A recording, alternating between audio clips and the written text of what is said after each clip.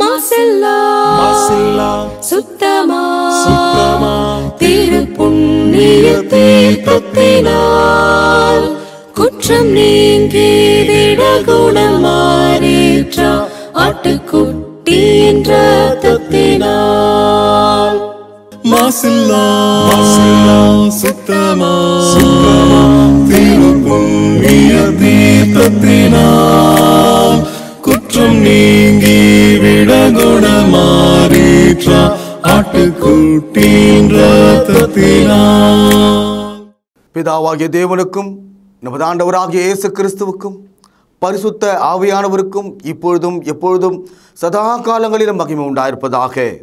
நாம் யாவரும் தேவனை மகிமைப்படுத்தும்படியாக உற்சாகமாக பாடி தேவனை துதித்து அவருடைய நாமத்தை மகிமைப்படுத்துவோமாக. பாடல்களை வழிநடத்தத்தக்கதாக நம்மத்தில் இருக்கிற அன்பு சகோதரர்களை முன்னுக்கு வரும்படி அன்போடு அழைக்கிறேன். பலிபீடத்தில் என்னை பரனே படைக்கிறேனே இந்த வேளை, அடியேனை திருசித்தம் போல ஆண்டு நடத்திடுமே. அடியேனை திருசித்தம் போல ஆண்டு நடத்திடுமே. கல்வாரியின் அன்பினையே கண்டு விரைந்தோடி வந்தேன், கழுவும் திரு ரத்தத்தாலே கரை நீங்க இருதயத்தை. கழுவும் திரு ரத்தத்தாலே கரை நீங்க இருதயத்தை. ஆவியோடாத்மா சரீரம் அன்பரே உமக்கென்றும் தந்தேன், ஆலயமாக்கியே இப்போ ஆசீர்வதித்தருளும். இந்த தொழுகையின் முதல் ஜெபத்தை தேவன சமூகத்துக்கு ஒரு பலி போல எடுக்கத்தக்கதாக நம்மத்தில் இருக்கிற சகோதரரை அன்போடு அழைக்கிறேன். உன்னதங்கள் மத்தியில் வாசம் செய்யும் நீதியும் பரிசுத்தமும் நிறைந்த பரம்பிதாவே, உம்மை தொழுது கொள்ளத்தக்கதாக இந்த நாளுக்காக, இந்த தருணத்தை நீர் கொடுத்ததற்காக உம்மை துதிக்கின்றோம். நல்ல பிதாவே, இப்பொழுது கூட நாங்கள் உள்ளத்தின் ஆழத்திலிருந்து உம்மை துதிக்கவும் பிதாவே, ஆவியோடு உண்மையோடும் உம்மை தொழுது கொள்ளவும் நீர் எங்களுக்கு தயவு செய்தரலும். கிருபையின் நிறைந்த பரமபிதாவே, உம்முடைய நன்மைகள் நாங்கள் நினைத்து பார்த்து, நீர் எங்கள் மீது வைத்திருக்கிற அன்பை நினைத்து பார்த்து உம்மை துதிக்க போற்ற எங்களுக்கு தயவு செய்தரலும் தாப்பனே. இந்த தொழுகை முழுவதையும் உம்முடைய கரங்களிலே அர்ப்பணிக்கின்றோம். நாங்கள் உம்மீது விசுவாசமாக இருக்க, இயேசு கிறிஸ்து மீது விசுவாசமாக இருக்க எங்களுக்கு கற்றுத்தாரும். இந்த தொழுகையை நீர்தாமே துவக்கு முதல் முடிவரை அங்கீகரித்து ஆசீர்வதிக்க வேண்டுமாய் இயேசு கிறிஸ்து மூலம் நினைப்பிக்கிறோம் நல்ல பரமபிதாவே, ஆமென். பிதா குமாரன் பரிசுத்தாவி நாமத்திலே உங்களை ஆசீர்வதித்து உலகளாவிய இந்த பொது தொழுகைக்கு வரவேற்கிறதுல மகிழ்ச்சி அடைகிறேன். பேரன்பும் பாசமும் நிறைந்த தேவ ஜனங்களே, பரிசுத்தவான்களே, சிறு பிள்ளைகளே, நீங்கள் அனைவரும் கம்பீரித்து நமது தேவனுடைய நாமத்தை புகழ்ந்து ஸ்தோத்தரித்து அவருக்கு பலிகளை இடும்படி, ஸ்தோத்திரங்களை செய்யும்படி, தொழுகை செய்யும்படி அவருடைய சமூகத்தில் கூடி வாருங்கள். அன்பான சகோதரர்களே, எப்பொழுதாவது உங்களுடைய மனதில் தேவன் வாசமாக இருக்கிறார் என்ற அந்த அறிவு உண்டாகும் போதெல்லாம் அது எவ்வளோ பெரிய வெளிச்சத்தையும் நன்மையும் தைரியத்தையும் உங்களுக்கு உண்டாக்குறது. மனுஷர்கள் தங்கள் ஆதரவையும் தங்களுடைய அன்பையும் தெரியப்படுத்தும் போது சிறியவர்கள் மீது தங்கள் கைகளை தலையின் மீது வைத்து அவர்களை ஆசீர்வதிப்பதை நாம் பார்க்கிறோம். இப்பொழுது ஒரு காட்சி, உங்கள் தலையின் மீது தேவனுடைய கரம் இருந்தால் எப்படி இருக்கும்? How do you will feel if God's hand is upon your head? How you will understand? தேவ கரம் உங்கள் தலையின் மீது இருந்தால் அதை எப்படி நீங்கள் புரிந்து கொள்வீர்கள்? அன்பு தோழர்களே, வேத வசனத்தை நாம் எடுத்து படிக்கும்போது எஸ்ரா என்ற ஒரு புத்தகத்தில், இந்த எஸ்ரா என்ற ஒரு அற்புதமான ஒரு வேத பாரகன், தேவ வசனத்திலே ஆர்வம் கொண்ட ஒரு மனிதன், அவனுடைய தலையின் மீது கர்த்தருடைய கரம் இருந்தது என்று நாம் படிக்கிறோம். உண்மையாகவே ஒவ்வொரு கிறிஸ்தவருக்கும் இந்த அனுபவத்தை தேவன் நமக்கு வாய்க்க பண்ணுகிறார். Each Christian has a blessing that God has placed his hand upon your head. தேவனுடைய கரம் உங்கள் தலையின் மீது இருக்கிறது. ஒவ்வொரு கிறிஸ்தவரும் இதை அனுபவிக்கலாம்.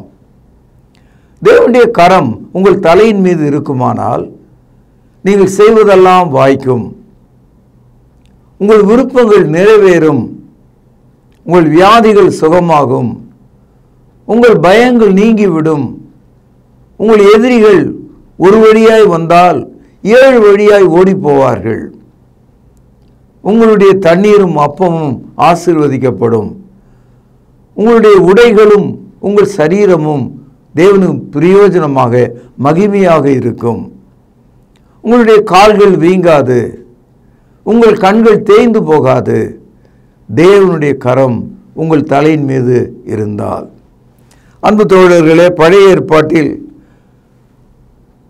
597வது பக்கம் எஸ்ரா எழுதிய புத்தகம்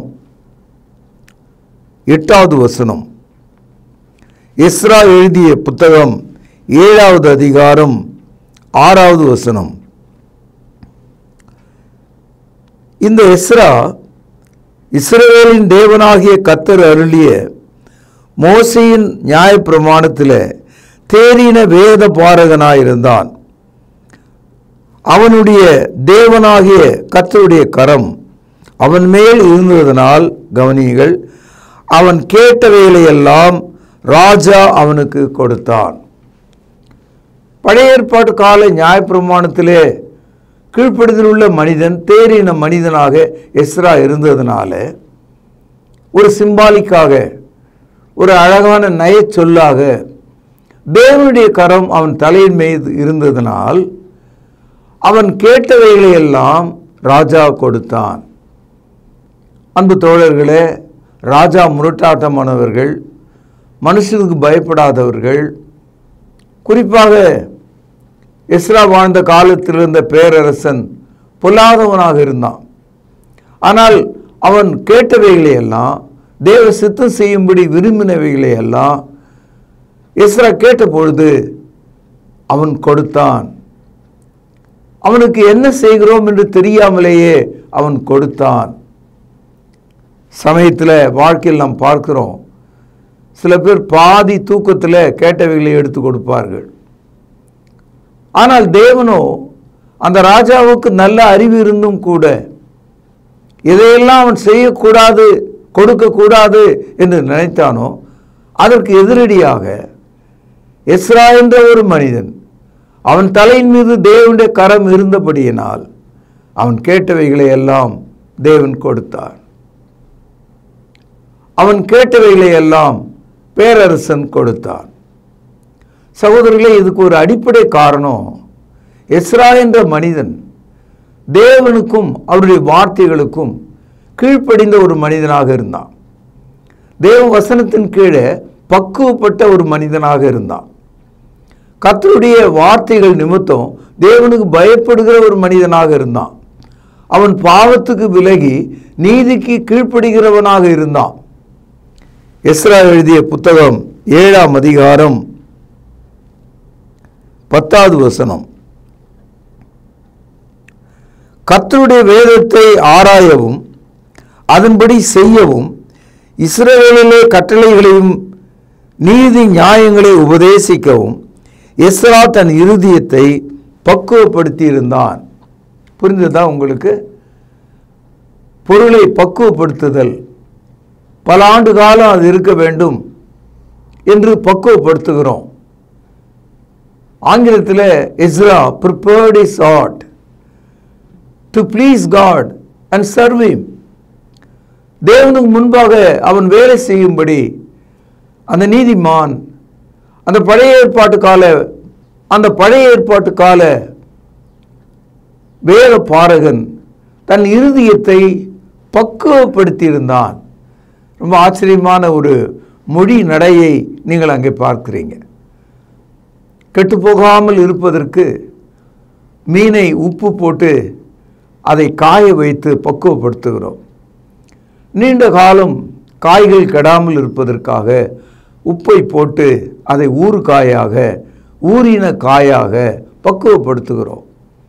நீண்ட காலம் இருப்பதற்கு பொருளை பக்குவப்படுத்துக அறிந்திருக்கிற மனிதர்கள் தேவ வசனத்தினால் தங்கள் ஆத்துமாவையும் கூட பக்குவப்படுத்துவதற்கு கற்றுக்கொள்ள வேண்டும். எஸ்ரா 7ஆம் அதிகாரம் 28வது வசனம். அப்படியே என் தேவனாகிய கர்த்தருடைய கரம் என் மேல் இருந்ததனால் நான் திடன் கொண்டு இஸ்ரவேலில் சில தலைவர்களை என்னோடு கூட வரும்படி சேர்த்து கொண்டேன். அன்பு சகோதரர்களே, எஸ்ரா எருசலேமுக்கு வருகிறார். எருசலேம் பாழ்பட்டு கிடக்கிறது. தேவாலயம் சுட்டெரிக்கப்பட்டிருக்கிறது. அதன் மதில்கள் சிதைக்கப்பட்டு உடைக்கப்பட்டு கிடக்கிறது.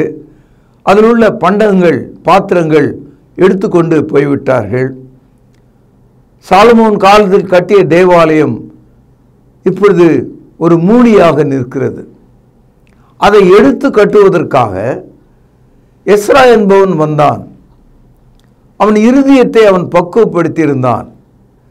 கர்த்தருடைய கரம் அவன் தலையின் மீது இருந்தது.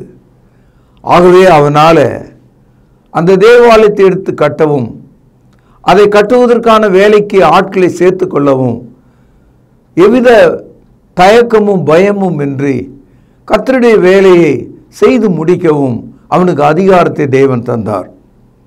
இந்த காலையில் நம்முடைய வாழ்க்கை அப்பாவாக அம்மாவாக மூத்த மகனாக மூத்த மகளாக மூத்த பேரனாக நம்முடைய குடும்பத்தில் ஒரு முக்கிய பொறுப்பை நீங்கள் வகிக்கும்போது கர்த்தருடைய கரம் உங்கள் தலையின் மீது இருந்தால் உங்கள் மனதில் உள்ள விருப்பங்களை உங்கள் குடும்பத்திலே நிறைவேற்றுவதற்கு கர்த்தர் உங்களுக்கு திராணியையும் அதற்கான பக்குவத்தையும் கொடுக்க வல்லவராக இருக்கிறார். ஆதியாகமம் 32வது அதிகாரத்தில் ஒரு முறை ஆபிரகாமினுடைய பேரனாகிய யாக்கோபு தன் மனைவி குழந்தைகளோடு தன்னுடைய சொந்த ஊருக்கு திரும்பி வரும்போது அவன் வெகுவாக பாடுபட அவனுக்கு பயங்கரமான சூழல்கள் உருவாயிற்று. அவனுடைய எதிரிகள் அவனுக்கு எதிராக வந்தார்கள். அவனை கொலை செய்யும்படி அவனுடைய அண்ணன் புறப்பட்டு வந்தான். அவனுக்கு தீங்கு செய்யும்படி அநேகர் காத்திருந்தாங்க. கொடிதான ஒரு வழியிலே அவர் வந்து கொண்டிருக்கிறான். அவன் பிள்ளைகளை பார்க்கிறான், தன்னுடைய மனைவிகளை பார்க்கிறான், தன் ஆடு மாடுகளை பார்க்கிறான், தன் வேலைக்காரர்களை பார்க்கிறான். இவரையெல்லாம் வழி நடத்தும்படி தேவனுடைய கரம் தன் தலையின் மீது இருந்தால் எவ்வளவு நலமாக இருக்கும். இன்றைக்கும் நம்முடைய வாழ்க்கையில் அப்பா மருத்துவமனையில் போராடுகிறார். மருத்துவமனையை அதற்கான ஃபீஸ் கொடுப்பதற்கு நமக்கு பலன் இல்லை. வீட்டில் தரித்திரம், தம்பி சரியாக படிக்கவில்லை, திருமணமாக அக்காள் வீட்டில் இருக்கிறாள், சுற்றிலும் எதிரிகள் போல மக்கள் பழகுகிறார்கள். ஒரு போராட்டம் உள்ள வாழ்க்கையில் தேவ கரம் உங்கள் தலையின் மீது இருக்க வேண்டும். உங்கள் தலையின் மீது அந்த கரம் இருக்கத்தக்கதாக நீங்கள் போராட வேண்டும். உங்கள் ஜெபங்களிலே நீங்கள் கேட்க வேண்டும். அன்பு தோழர்களே, அன்பு பரிசுத்த சகோதர சகோதரிகளே, யாக்கோபு அந்த இரவில கர்த்தரிடத்தில் போராடி கொண்டிருந்தான். கர்த்தருடைய தூதனை அவன் சந்திக்கிறான். அந்த தூதனை விடாதபடி அவன் கெட்டியாக பிடித்து கொண்டு, நீர் என்னை ஆசீர்வதித்தால் ஒழிய உம்மை போக விட மாட்டேன் என்று சொன்னான். அது நிஜமாக நடந்த ஒரு வரலாறு. புதிய ஏற்பாட்டு காலத்தில் ஜெபம் செய்யும்போது நீர் என்னை ஆசீர்வதித்தால் நான் இந்த இடத்தை விட்டு வெளியே செல்வதில்லை என்று நீங்கள் முடிவெடுக்கலாம். You can wrestle and wait upon the Lord in your prayer. You can continually demand God, Lord bless me, place your hand upon my head. தகப்பனே என்னை ஆசீர்வதியும், உமது கரத்தை என் தலையின் மீது வையும். உண்மையிலேயே ஒவ்வொரு கிறிஸ்தவருடைய வாழ்க்கையும் தேவன் தமது கரத்தை உன் தலையில் வைத்திருக்கிறார் என்ற அனுபவத்தை நமக்கு கொடுக்கக்கூடியதாக இருக்கிறது. Every Christian has to feel that God has kept his hand upon your head. He continually bless you. That's what Christianity. கிறிஸ்தவ போதகர்கள், கிறிஸ்தவ மூப்பர்கள், உதவிக்காரர்கள், திருச்சபை பணியாளர்கள் ஒவ்வொருவரும் தங்களுடைய வேலை செய்யும் போது தேவனின் தலையின் மீது தமது கரத்தை வைத்திருக்கிறார், அவர் என்னை அபிஷேகித்திருக்கிறார் என்ற உணர்வை உடையவர்களாக இருக்க வேண்டும். பாருங்கள், ஆதியாகமம் 32வது அதிகாரம் 26வது வசனம். அவர் நான் போகட்டும், பொழுது விடுகிறது என்றார். அதற்கு அவன், நீர் என்னை ஆசீர்வதித்தால் ஒழிய உம்மை போக விட மாட்டேன் என்றான். அவர், உன் பேர் என்னவென்று கேட்டார். யாக்கோபு என்றான். அப்பொழுது அவர், உன் பேர் இனிமேல் யாக்கோபு எனப்படாமல் இஸ்ரவேல் எனப்படும், தேவனோடும் மனிதரோடும் போராடி மேற்கொண்டாயே என்றார். அன்பு தோழர்களே, பழைய ஏற்பாட்டை படிக்கும்போது இஸ்ரவேல் என்ற ஒரு வார்த்தையை எத்தனை முறை நாம் படிக்கிறோம், நூற்றுக்கணக்கான தடவை அதை நம்ம வாசிக்கிறோம். இந்த இஸ்ரவேல் என்ற வார்த்தையை ஒத்த மனிதன் யாக்கோபுக்கு ஒரு தேசத்தின் சார்பில் வழங்கின ஆசீர்வாதமான வார்த்தையாக இருக்கிறது. Israel, it is a nation. God bestowed upon a single man the blessing. யாக்கோபு என்ற அந்த மனிதனை தேவன் ஆசீர்வதித்ததனால அவன் தேசத்தின் தகப்பனாக, மிக அதிகமான ஜனத்தின் வழிகாட்டியாக இஸ்ரவேல் என்று அவன் அழைக்கப்பட்டான். இன்றைக்கு நம்முடைய தலையின் மீது தேவனுடைய நற்கருணை தங்க வேண்டும், தேவனுடைய வார்த்தை நம் மீது தங்க வேண்டும். நாம் ஒவ்வொருவரும் ஆவிக்குரிய இஸ்ரவேலாக மாற வேண்டும். லூக்கா 13ஆம் அதிகாரம் 11வது வசனம். அப்பொழுது 18 வருஷமாய் பலவீனப்படுத்தும் ஆவியை கொண்ட ஒரு ஸ்திரீ அங்கே இருந்தாள். அவள் எவ்வளவும் நிமிரக்கூடாத கூனியாய் இருந்தாள். அன்பு தோழர்களே, இஸ்ரவேலில் ஒரு பெண், அவள் ஒரு கால் 30 வயது உடையவளாக இருக்கலாம். அவளுடைய வாழ்க்கையில் 18 வருஷம் நிமிர முடியாத ஒரு கூனியாக இருந்தாளாம். அவள் தன்னுடைய காலை தான் பார்க்க முடியும், அவள் வானத்தை பார்க்க முடியாது. அவள் தன்னுடைய முட்டியை பார்க்க முடியும், தன்னுடைய பெற்றோரை கண்களுக்கு நேராக பார்க்க முடியாது. அவள் குனிந்தபடியே இருந்தாள். அவளுடைய முதுகு தண்டு வளைந்து விட்டது. இந்த முதுகு தண்டு வளைந்ததுக்கு என்ன காரணம்? அவள் பலவிதமான வைத்தியர்களை சந்தித்திருக்கலாம், பலவிதமான பயிற்சிகளை அவள் செய்து பார்த்திருக்கலாம். வேதவசனம் சொல்கிறது, கொஞ்சம் கூட அவள் நிமிரக்கூடாத ஒரு கூனியாக இருந்தாள். அவள் கூனியா இருப்பது அவளுடைய முதுகோடு போகாம அந்த ஊர் ஜனங்கள் மத்தியில் அவளுக்கு ஒரு ஏளன பெயர், அவளுக்கு ஒரு பட்ட பெயர் கூனி என்று அவள் காதுகள் கேட்க எல்லாரும் கூப்பிட்டார்கள். She was a curse in her village. அவள் ஒரு சாபம் போல அவளுடைய கிராமத்தில் இருந்தாள். இயேசு அவளை கண்டார். 18 வருஷமாக அவளுடைய முதுகு கூனாயிருப்பதற்கு எலும்புகள் பிரச்சனையா, இரத்த ஓட்டத்தில் குறைவா, தசை நார்கள் ஏதாவது விட்டு விட்டதா, என்ன காரணம் யாருக்கும் தெரியல. ஆனால் இயேசுடைய கண்களில் பிசாசானவன் அவளுடைய முதுகை கட்டி இருந்தான். பிசாசு அவளை கூனியாக மாற்றி இருந்தான். நம்மையும் கூட நம்முடைய வாழ்க்கையை பிசாசு கூனியை போல, கூனனை போல முடக்க முடியும், கட்ட முடியும், தவிக்க விட முடியும், அவமானப்படுத்த முடியும். அந்த காலத்தின் லோகாதிபதிகள் நமக்கு எதிராக புறப்படும்படி யுத்தம் செய்யும்படி வருகிறார்கள். அதுதான் எபேசியர் 6ஆம் அதிகாரத்தில் படிக்கிறோம். வான மண்டலங்களில் உள்ள பொல்லாத சேனைகளோடு நமக்கு போராட்டம் உண்டு. ஆகவே தேவனுடைய வசனத்தை, தேவனுடைய போராயுதங்களை நாம் எடுத்து உடுத்திக் கொள்வோம் என்று படிக்கிறோம். அன்பு தோழர்களே, இந்த 18 வருஷம் கூனியாக இருந்த அந்த கூனியை அவர் அழைத்து தமது கரங்களை அதன் மீது வைத்தார். பாருங்கள், லூக்கா 13வது அதிகாரம் 12-13 வசனங்கள். இயேசு அவளை கண்டு தம்மிடத்திலே அழைத்து, ஸ்திரீயே, உன் பலவீனத்தில் நின்று விடுதலையாக்கப்பட்டாய் என்று சொல்லி அவள் மேல் தமது கைகளை வைத்தார். உடனே அவள் நிமிர்ந்து தேவனை மகிமைப்படுத்தினாள். தேவ கரம் வைத்த உடனே அவள் சுகமானாள். இந்த காட்சி என்னை மிகவும் உன்னிப்பாக கவனிக்க தூண்டுகிறது, என்னை அழைக்கிறது, என் கவனத்தை திருப்புகிறது. இந்த காலையில் இந்த ஆலயத்தில் இருக்கிற எல்லா மனுஷர்களும் ஏதோ ஒரு வகையில் குணர்களாக இருக்கிறார்கள். படிப்பிலே குணர்களாக இருக்கிறார்கள், உழைப்பிலே குணர்களாக இருக்கிறார்கள், சமாதானமின்றி குணர்களாக இருக்கிறார்கள், பலவிதமான வேதனைகளிலே குணர்களாக இருக்கிறார்கள், கடன் வழியாக குணர்களாக இருக்கிறார்கள், பலவிதமான துர்ப்பழக்கங்களிலே குணர்களாக இருக்கிறார்கள்.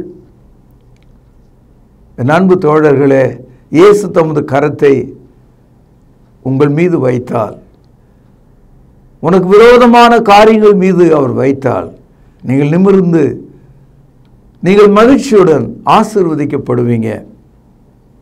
அன்பு தோழர்களே, இந்த காலையில் நீங்கள் கவனிக்க வேண்டிய அந்த சொல், கர்த்தருடைய கரம் அவன் தலையின் மீது இருந்தபடியினால், because the hand of the Lord was upon his head, அது நிமித்தம் அவன் கேட்டவைகளை எல்லாம் ராஜா கொடுத்தான். நீங்கள் கேட்பதையெல்லாம் தேவன் கொடுப்பார், உங்களை சுகமாக்குவார், உங்களை ரட்சிப்பார். என் அன்பு தோழர்களே, இயேசு கிறிஸ்து இந்த உலகத்திற்கு வந்தபோது பாவிகளை ரட்சிக்க தமது கரத்தை கொடுத்தார். ஆபிரகாமின் பிள்ளைகளுக்கு தேவன் தமது கரத்தை காண்பித்தார். இன்றைக்கும் உங்களுக்கும் காண்பிப்பார். இந்த அற்புதமான மன நிறைவு, ஒரு தெளிவு, இந்த மாற்றம், என் தேவனுடைய கரம் என் மேல் இருக்கிறபடியால் என்ற ஒரு நம்பிக்கை உங்களுக்கு உண்டாகும் போது, தாவீதை போல ஒரு சிறு கவன் கல்லாலே மலை போல வந்த கோலியாத்தை ஒரு கல்லாலே வீழ்த்தியதைப் போல, யுத்தம் கர்த்தருடையது என்று அவன் அறிக்கை செய்து அந்த கல்லை வீசிய போது, அந்த கல் ஏதோ ஒரு கொசு போல அந்த கோலியாத்தின் மீது வருவதை அவன் பார்த்தான். அது ஒன்றுமில்லை என்று தட்டிவிட்டான். ஆனால் அவன் தலையின் மீது இருந்த இரும்பு கவசத்தை துளைத்து, மண்டை ஓட்டை துளைத்து, மல்லாக்காய் அவன் கீழே விழுந்தான். தாவீது ஓடி போய், அவன் கையில் பட்டயம் இல்லை, ஆகவே கோலியாத்தினுடைய பட்டயத்தை எடுத்து அவன் தலையை வெட்டி போட்டான் என்று படிக்கிறோம். இந்த காலையில் நம்பிக்கை மூட்டும் இந்த நற்செய்தியால, வெற்றி கொள்ளும் அந்த வார்த்தையினால, தேவனுடைய கரம் என் மேல் இருந்தபடியால் நான் சுகமானேன், நான் ரட்சிக்கப்பட்டேன், நான் ஆசீர்வதிக்கப்பட்டேன் என்ற மன நிறைவோடு, பரிசுத்தாவின் சிந்தையோடு நீங்கள் இந்த தொழுகை நிறைவு செய்யும்படி உங்களை ஆசீர்வதித்து நற்செய்தியை நிறைவு செய்கிறேன். ஜெபம் செய்ய கடவோம். பரிசுத்த நிறைந்த அன்பான தகப்பனே, எஸ்ரா என்னும் வேத பாரகன் தேவனுடைய சித்தம் செய்யும்படி அவன் தன் இருதயத்தை பக்குவப்படுத்திய போது தேவனுடைய கரம் அவன் தலையின் மீது இருந்ததாக நாங்கள் படிக்கிறோமே. அப்பா பிதாவே, இதோ இந்த திருச்சபையை ஆசீர்வதியும், உலகம் முழுவதும் கூடி வருகிற தாசர்களை ஆசீர்வதியும். தேவனுடைய கரம் அவர்கள் தலையின் மீது இருக்கும் அனுபவத்தை அவர்களுக்கு தாரும், ஆசீர்வதியும். ஆண்டவரும் கர்த்தரும் இரட்சகருமாக இருக்கிற இயேசுவின் நாமத்தில் ஜெபம் கேடும் ஜீவனுள்ள எங்கள் நல்ல தகப்பனே, ஆமேன். நம்முடைய கர்த்தராகிய இயேசு கிறிஸ்துவின் கிருபையும் பிதாவின் அன்பும் ஆவியானவரின் ஆசீர்வாதமும் வழிநடத்துதலும் நம் அனைவரோடும் சகல நாட்களிலும் நிலைத்திருப்பதாக. ஆமேன். கர்த்தருடைய பந்தியிலே பங்கு கொள்ளும்படி நம்மை நாமே ஆயத்தப்படுத்துவோம். ஆண்டவராகிய இயேசு கிறிஸ்து காட்டி கொடுக்கப்பட்ட அன்று ராத்திரியிலே அப்பத்தை எடுத்து ஆசீர்வதித்து இதை பிட்டு நீங்கள் வாங்கி புசியுங்கள், இது உங்களுக்காக பிற்கப்படுகிற என்னுடைய சரீரமாய் இருக்கிறது என்று சொல்லியிருக்கிறார்.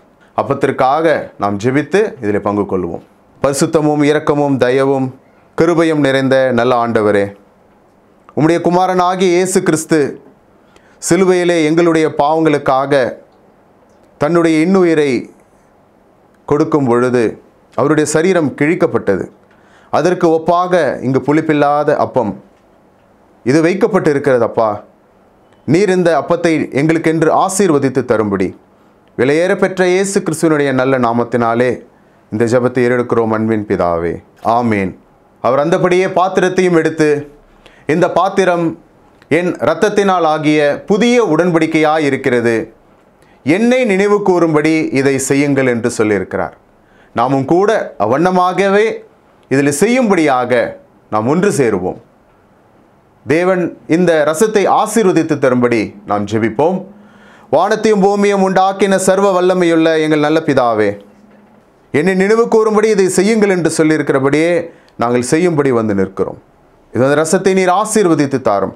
குற்றமில்லாத மாசற்ற இதோ தகப்பனே, அந்த ரத்தம் எங்களுடைய பாவங்களுக்காக சிந்தப்பட்டது என்பதை நாங்கள் நினைத்து இதில் பங்கு கொள்ளும்படி, பயபக்தியோடு பங்கு கொள்ளும்படி எங்களை உற்சாகப்படுத்தும். எங்களை தாழ்த்துகிறோம். இந்த ரசத்தை நீர் ஆசீர்வதித்து தாரும். இயேசுவின் நல்ல நாமத்தில் இந்த ஜெபத்தை எடுக்கிறோம் அன்பின் பிதாவே, ஆமேன். தேவனுடைய சமூகத்தில் தேவனுக்கு மிக பிரியமான ஒரு தொழுகையை செய்து கொண்டிருக்கிறோம். இதைத் தொடர்ந்து தேவனுக்கு பிரியமான ஒரு பலியாக நம்முடைய கையின் பிரயாசங்களை தேவனுடைய சமூகத்துக்கு கொண்டு வருவோம். தேவன் கொடுத்தவைகள் இவைகளிலிருந்து நாம் எடுத்து தேவனுக்கு உற்சாகமாக கொடுப்பதற்கு நாம் ஒப்புக் கொடுப்போமாக. சபையின் அறிவிப்புகள், வியாதிப்பட்டவர்களை நினைவு கொள்ளுங்கள்.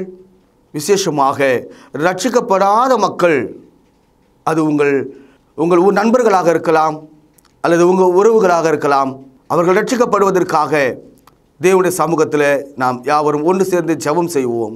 தேவனை ஆவியோடும் உண்மையோடும் நாம் தொழுது கொண்டோம். இந்த தொழுகையின் நிறைவு ஜெபத்தை நம்மத்தில் இருக்கிறதான சகோதரர் ஒருவர் முன்வந்து ஜெபித்து இந்த தொழுகையை நிறைவு செய்து தரும்படி அன்பாய் கேட்டுக்கொள்கிறேன். பரலோகத்திலே வாசமாயிருக்கிற எங்கள் நல்ல பிதாவே, உம்முடைய வார்த்தையினால் எங்களை சந்தித்ததற்காக உமக்கு ஸ்தோத்திரம். அண்ட சராசரங்களின் மீது அதிகாரமுடையவராகிய உமக்கு எங்களை தாழ்த்தி ஒப்புக் கொடுக்கிறோம். வார்த்தையினால் சர்வத்தையும் தாங்குகிற எங்கள் ஆண்டவர் இயேசு கிறிஸ்துவின் கீழாக எங்களை ஒப்புக் கொடுக்கிறோம். நாங்கள் எதையுமே செய்ய முடியாது, ஆனால் பரிசுத்த ஆவியின் பலத்தினாலே செய்ய முடியும் என்பதனால் அந்த பரிசுத்த ஆவியானவருடைய ஆளுகைக்கு எங்களை ஒப்புக் கொடுக்கிறோம். தொடர்ந்து எங்களையும் எங்கள் வீட்டாரையும் பிள்ளைகளையும் ஆசீர்வதிப்பீராக. வியாதியை சுகமாக்கும், பலவீனங்களை நீக்கும், பலவிதமான பாரங்களில் நின்று விடுதலை செய்யும். உம்முடைய மக்களுக்கு வேண்டிய சமாதானத்தை தாரும். ஆண்டவர் இயேசு கிறிஸ்துவின் மூலமாகவே நாங்கள் பிழைக்கிறோம், அவருடைய கிருபையினால் வாழுகிறோம். உம்மையை கனப்படுத்தி ஸ்தோத்திரித்து ஆண்டவரும் இரட்சகரும் ஆகிய இயேசு கிறிஸ்துவின் புண்ணிய நாமத்தில் துதித்து ஜெபிக்கிறோம் நல்ல பிதாவே, ஆமென். அன்பானவர்களே, புதிய ஏற்பாட்டு தொழுகைக்கு திரும்புங்கள். இடம் YMCA வளாகம், ஹைகோர்ட் எதிரில், பிரதி ஞாயிறு காலை 11 மணி அளவில் அன்புடன் அழைக்கிறோம். Come and worship with us every Sunday at 11 AM, YMCA Hall, opposite High Court, Parish Corner. கர்த்தாவே, தேவர்களில் உமக்குப்பானவர் யார்? வானத்திலும் பூமியிலும் உமக்குப்பானவர் யார்? உமக்குப்பானவர் யார்? உமக்குப்பானவர் யார்? வானத்திலும் பூமியிலும் உமக்குப்பானவர் யார்?